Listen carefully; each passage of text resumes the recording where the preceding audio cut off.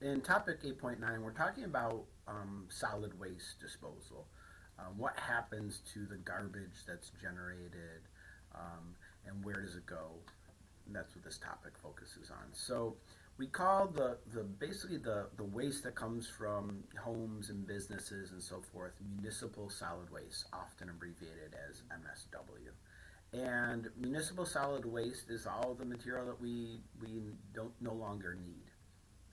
And so when we think about sort of societies and economies and our use of materials, oftentimes what we see is that in less developed countries, oftentimes we have people that rely on durability, on repair, and reuse of objects.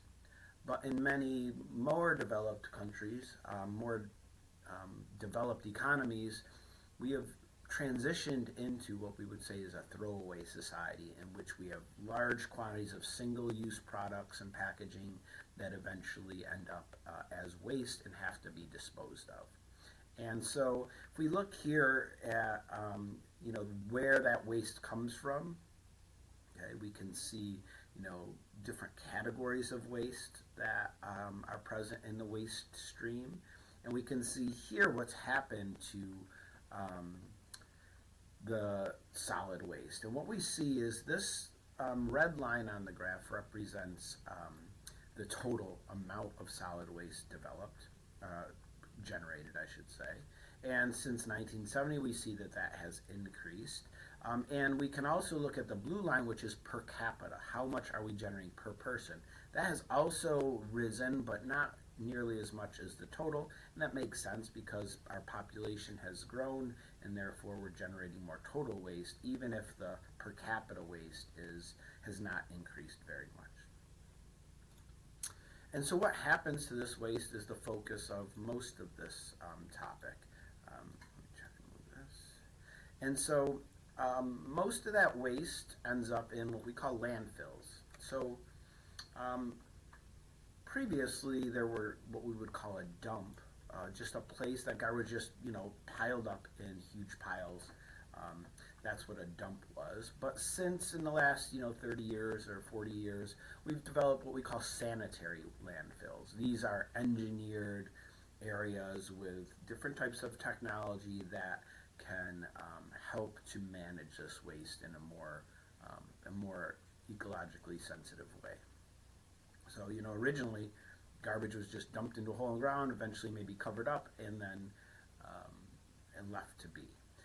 So a modern sanitary landfill, an engineered disposal site, has several different pieces of technology that are important. And so we'll talk about some of those. And then we'll talk about locally what our landfill looks like. So typically, a sanitary landfill has a liner at the bottom.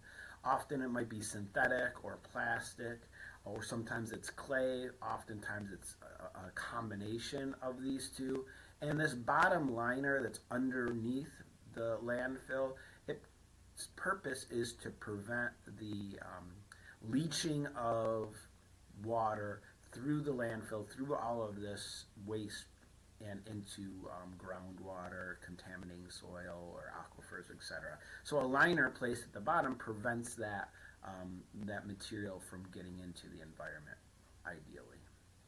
And as rain falls on a landfill, as it percolates through this waste, that water can pick up all sorts of different pollutants, and so containing that water is really important.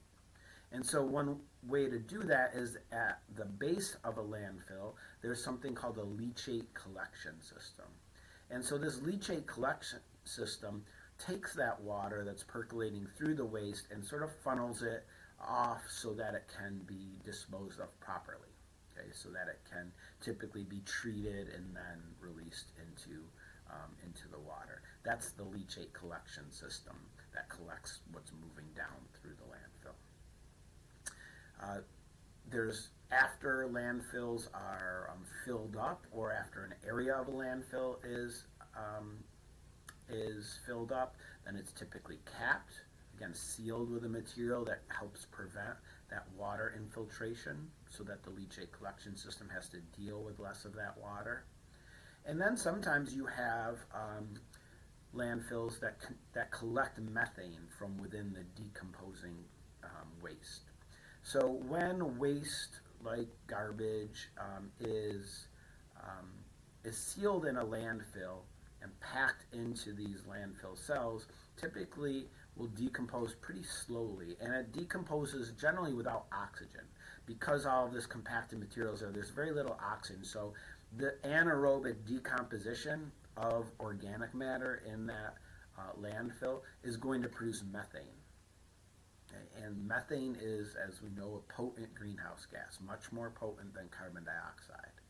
And so many landfills will now have a methane collection system where they dig into the landfill these sort of wells like you see here, where any methane that's being released by the anaerobic decomposition of waste is collected. And actually it can then be used productively. That methane can be used for cogeneration to generate electricity, or can be used for heating purposes. And so that's using that methane in a manner so that we're not releasing it into the atmosphere. So that's sort of the general process of how a sanitary landfill works. If we look at in our area, what happens to things that we throw away? Well, they go to a landfill. So generally in our area, someone comes to the curb and picks up trash that people have put out in garbage trucks. They collect recycling. We'll talk more about that in the next topic. And then those trucks basically go to what's called a transfer station, and they dump that garbage basically just onto the concrete floor. It is then transferred from this area that's in North Utica. It's over near like Babe's and Starbucks and Taco Bell in North Utica. That waste is then trucked up to our sanitary landfill, which is in Ava, New York, near Boonville. The landfill in Ava was constructed and opened in 2006. Its lifespan, based on how quickly it will fill up, is estimated to be about 76 years. And this is what it looks like. This is where it is. It's up here, okay, near Boonville. Okay, and it doesn't really look like, you know, a trash dump like you might be imagining. It's managed in a way so that there are different cells, and you can see that in this overhead view. These numbers represent different cells, so they're dug out, they're filled up with waste, and then sealed off, and then waste starts to be dumped into another cell. And so that's what it looks like. Okay. There's not, you know, the garbage, that the waste that's dumped there is covered up on a daily basis. Eventually when it's full, it's capped, so you don't see a lot of exposed trash if you were to go there. And our landfill, also a couple other things, does have, in 2012, they installed a landfill gas collection system to collect that methane that was being released. And since they've added more capacity for that, and currently my understanding is that the methane collected from the landfill is used to generate electricity in a generator, and that's enough to power about over 3,000 homes using the methane gas that would have typically been released into the atmosphere. So this is a way of managing that waste gas. And our landfill has, you know, leachate collection system, as a double layered liner with clay and synthetic liners as well. And so that landfill is where anything that you throw away in the trash is going to end up in Ava, New York. A growing issue with solid waste disposal is e-waste, or electronic waste. Because electronics contain in them many different types of metals and other materials. They contain lead, mercury, cadmium. Those materials, if they're just put into a landfill as they leach out, can be dangerous. They can get into potentially groundwater and so forth. And so disposal of e-waste is important to do properly. So e-waste, like cell phones, computers, rechargeable batteries, things like that, really shouldn't be thrown in the garbage. They should be brought to a special site where they can be collected, and then hopefully they are processed in a manner that's more environmentally sustainable.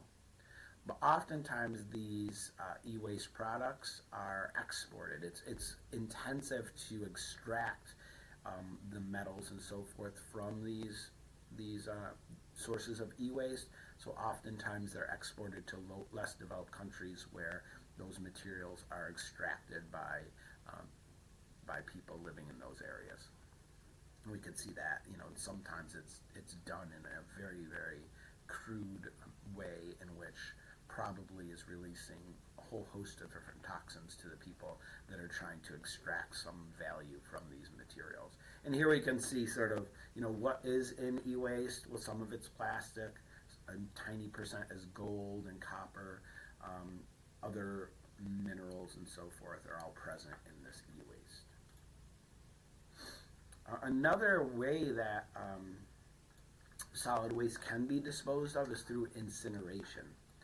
Incineration is basically the burning of garbage, and it's not super common here in New York State. However, there are some incinerators, trash incinerators, that are present. There's one in Syracuse. You probably have driven by it before. It's, if you go on Route 481 through like DeWitt, you can see it there. I actually used to live, probably about a mile away from this facility. And basically in an incinerator, you take garbage, and rather than just disposing of it in a landfill, it's actually burned. And burning reduces the mass and volume of that waste significantly. 75% reduction in mass and 90% reduction in volume. And then the material that's left over, the ash and so forth, can be disposed of separately. But when you burn this waste, obviously burning that waste releases lots of different types of pollutants: nitrogen oxide, sulfur dioxide, particulate matter, dioxin, lead, mercury, arsenic. All these things that are present in the trash are going to be released. And so it's important to have a good pollution control methods to help reduce the release of those materials into the environment. Here we can see sort of this is the Syracuse facility, the incinerator in Onondaga County. Here you can see what happens to the waste. It gets dumped in a pit, it gets combusted or burned. Then it goes through some particulate matter reduction equipment like a precipitator, electrostatic precipitator, and scrubbers and baghouse filters. Those are all methods of reducing air pollutants that we talked about in our previous unit. And then whatever remains is emitted in the smokestack, and then the ash that's left over needs to be disposed of properly. Another issue that happens is just the dumping of waste into bodies of water, or the inadvertent release of waste into bodies of water, because our oceans are being polluted by plastics, which I'm sure you've heard of. We'll watch a couple of videos about this. But different countries manage their waste in different ways, and some countries dump massive amounts of waste into the oceans and other bodies of water. We can see some of that here. This is the amount of plastic waste that's ending up in global waters, and we can see, China, Indonesia, Philippines, etc. We can see where much of that is coming from. In the United States, we generally do a pretty good job of managing our waste, so we are not releasing a lot into the oceans. And so, based on ocean currents, can concentrate this plastic waste in different parts of the ocean, can endanger wildlife by entangling them. Animals can ingest plastics by accident, and so this can have significant impacts on wildlife in the oceans. And the law that helps to manage solid waste, is called the RCRA. It's the Resource Conservation and Recovery Act. It's another one of these federal, national pieces of legislation that the EPA administers.